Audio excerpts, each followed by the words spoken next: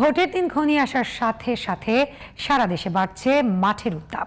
Meeting মিছিলে মাঠ গরম করছেন কর্মী সমর্থকরা। প্রচারণায় ব্যস্ত প্রার্থীরা ভোট যুদ্ধ জিততে দিচ্ছেন উন্নয়নের নানা প্রতিশ্রুতি। দেশে বিভিন্ন স্থান থেকে প্রতিনিধিদের পাঠানো তথ্যচিত্রে নির্বাচনী প্রচারণার আরো খবর জানাচ্ছেন কিরণ মোস্তফা।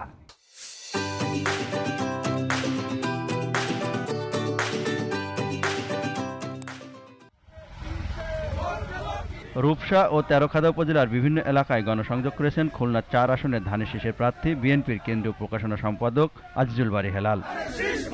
প্রার্থীদের প্রচারণায় জমে উঠেছে চট্টগ্রামের ভোটের মাঠ। সকাল থেকে রাত পর্যন্ত চলছে মিছিল, মিটিং, উঠান বৈঠক, লিফলেট বিতরণ ও মাইকিং।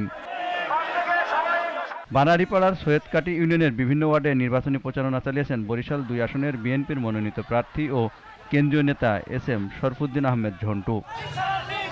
নাটোর পৌরসভার ৯ নম্বর ওয়ার্ডে গণসংযোগ করেছেন নাটোর ২ আসনের ধানের শীষের প্রার্থী অ্যাডভোকেট রুহুল কুদ্দুস তালুকদার দুলু। নলডাঙ্গা উপজেলার খাজুরা এলাকায় গণসংযোগ করেছেন নাটোর ২ আসনের দাড়িপাল্লার প্রার্থী অধ্যাপক ইউনুস আলী। শ্রীপুরের হোতাপাড়া, রাজেন্দ্রপুর ও পিরুজালি এলাকায় পথসভার পাশাপাশি গণসংযোগ করেছেন স্বতন্ত্র প্রার্থী অধ্যক্ষ ইজাদুর রহমান মিলন। প্রচারণায় সরগরম চুয়াডাঙ্গার ২টি আসন। শনিবার চুয়াডাঙ্গা পৌরসভার ৮ ও ৯ নম্বর ওয়ার্ডে গণসংযোগ করেছেন জামায়াতে ইসলামের প্রার্থী অ্যাডভোকেট মাসুদ পারভেজ রাসেল।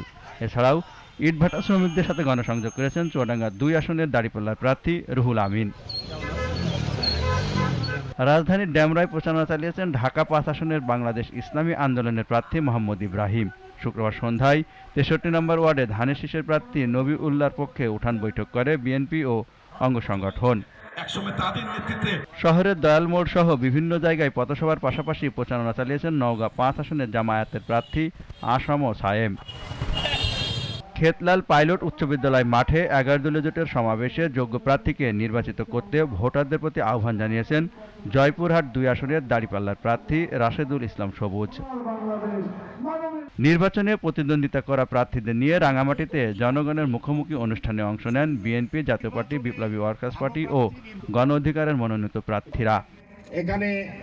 কিরণ মোস্তফা, জিটিভি নিউজ।